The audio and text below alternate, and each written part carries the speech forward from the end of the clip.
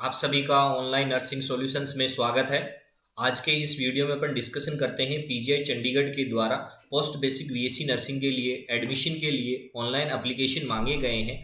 उन online application में क्या एज क्राइटेरिया रहेगा, क्या मिनिमम क्वालिफिकेशन रहेगी, क्या उसकी फीस रहेगी, सभी चीज़ें अपन यहाँ क्या करेंगे, डिस्कशन करेंगे। सबसे पहले देखते हैं जो मिनिमम क्वालिफिकेशन रखी गई है वो क्या रखी गई है, आपकी जीएनएम रखी गई है। और जीएनएम में कितने परसेंटेज होने चाहिए, 50% आपके पास एग्रीगेट होने चाहिए।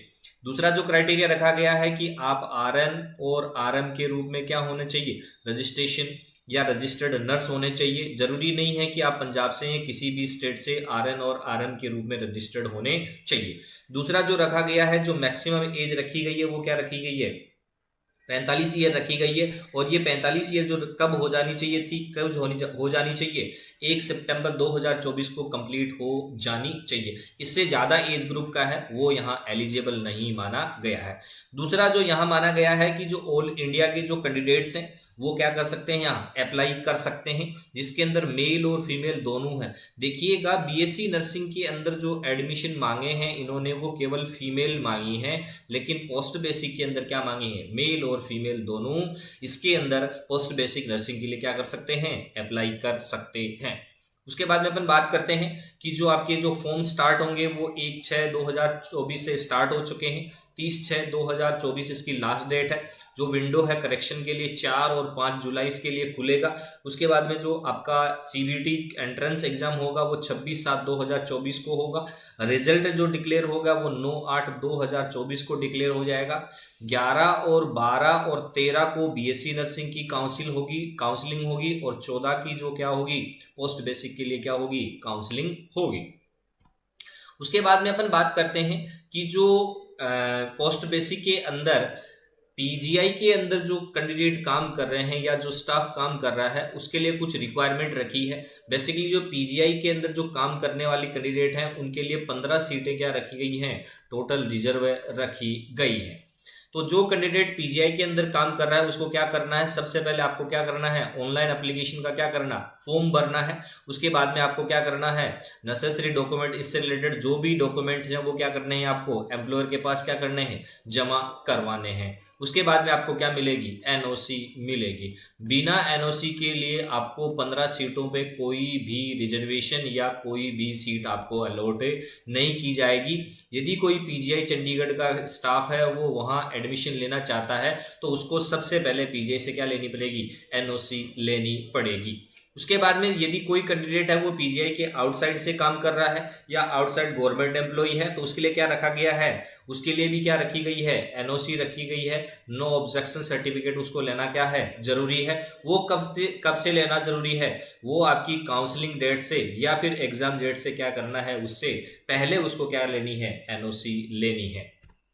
उसके बाद में सीट्स की अपन बात करें, जो टोटल सीट्स रखी गई हैं वो 62 सीट्स रखी गई हैं। इन 62 में से 15 सीट क्या रखी गई हैं, जो पीजीआई का जो स्टाफ है, जो पीजीआई हॉस्पिटल्स के अंदर काम कर रहा है नर्सिंग स्टाफ, उसके लिए क्या रखी गई हैं, रिजर्व रखी, जिसमें से 9 जनरल की हैं, 2 एससी की हैं, 1 एसटी की हैं और 3 किसकी हैं, ओबीसी की। बाकी सीटों में जनरल को दी गई है 22, एससी को दी गई है 7, एसटी को दी गई है 4, ओबीसी को दी गई है 14 और पीडब्ल्यूडी के लिए कितनी रखी गई हैं, 3 सीटें रिजर्व रखी गई है। इन 15 सीटों पे किसी भी आउट साइड के कैंडिडेट को एडमिशन नहीं दिया जाएगा जब तक वहां कैंडिडेट आपका पीजीआई का अवेलेबल होगा। उसके बाद में अपन बात करते हैं इसकी एप्लीकेशन फीस क्या रहेगी, तो एससी और एसटी के लिए 1200 रुपये रहेगी, प्लस आपका ट्रांजैक्शन चार्जेज रहेगा। अदर कैटेगरी के लिए 1500 रुपये रहेगा, प्लस ट्रांजैक्शन चार्ज रहेगा। याद रखिएगा जो पीडब्ल्यूडी कैंडिडेट है या फिजिकल हैंडीकैप्ड जो कैंडिडेट है उसके लिए यहाँ कोई भी फॉर्म फीस नहीं ली गई है या रखी गई है। तो फॉर्म फीस किसके द्वारा जमा करवा सकते हो आप, डेबिट कार्ड के द्वारा, क्रेडिट कार्ड के द्वारा, नेट बैंकिंग के लिए। लेकिन पीजीआई क्या कह रहा है, यूपीआई से आप पेमेंट ना करें या उसे अवॉइड करें। उसके बाद में जो एंट्रेंस बेस जो एग्जाम होगा वो किस बेसिस पे होगा, आपका सीबीटी होगा, कंप्यूटर पे आपकी एग्जाम होगी। ये एग्जाम होगी 26/7/2024 को क्या होगी, आपकी एग्जाम होगी। 1.5 घंटे का क्या होगा, एग्जाम होगा। उसके बाद में अपन बात करें कि जो कौन कितने शिफ्ट में होगा, तो 1 शिफ्ट में होगा। उसके बाद में टाइमिंग क्या रहेगी, 9 से लेके 10:30 तक इसकी क्या रहेगी, टाइमिंग रहेगी।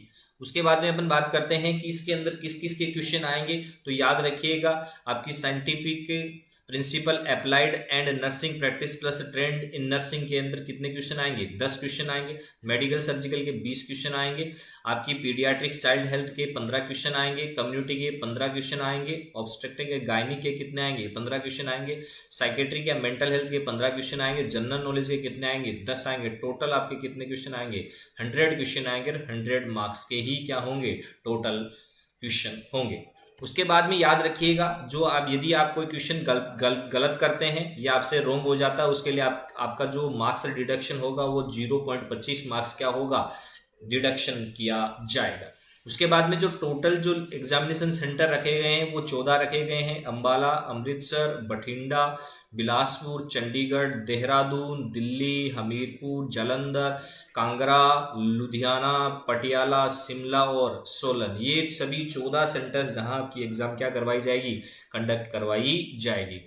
उसके बाद में अपन बात करते हैं कि जो आपका एंट्रेंस एग्जाम होगा उसके अंदर कौन कौन से कैंडिडेट एलिजिबल माने जाएंगे। तो याद रखिएगा, जो जनरल कैंडिडेट्स हैं उनके 50 परसेंटाइल होने जरूरी हैं। वही कैंडिडेट किस लिए माने होंगे, काउंसलिंग के लिए क्या होंगे, वैलिड माने जाएंगे। अदर कैटेगरी के लिए कितने होंगे, 45% वाले कैंडिडेट किसके लिए होंगे, काउंसलिंग के लिए क्या होंगे, वैलिड होंगे।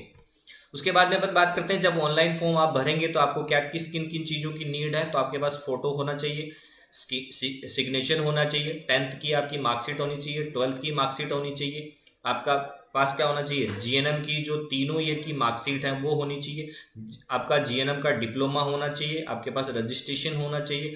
यदि आप रिजर्व कैटेगरी से बिलोंग करते हैं तो आपके पास क्या होना चाहिए, सर्टिफिकेट होना चाहिए। यदि आप पीडब्ल्यूडी से बिलोंग करते हैं तो आप पीडब्ल्यूडी का क्या होना चाहिए, सर्टिफिकेट होना चाहिए। और यदि आप गवर्नमेंट एम्प्लॉई हैं तो आप किसी जगह काम कर रहे हैं और आप पोस्ट बेसिक करना चाहते हैं तो उसके लिए आपको क्या लेनी पड़ेगी, एनओसी लेनी पड़ेगी। इन सभी के जैसे एनओसी का फॉर्मेट है, कैटेगरी का फॉर्मेट है, ये फॉर्मेट आपके पीजीआई की साइट पे क्या है, उपलब्ध है। वहां से आप डाउनलोड करके उनको परफॉर्मा को फिलअप करके वो कंप्लीट कर सकते हैं। वीडियो पसंद आया तो लाइक करें, शेयर करें, चैनल को सब्सक्राइब करें। Thank you.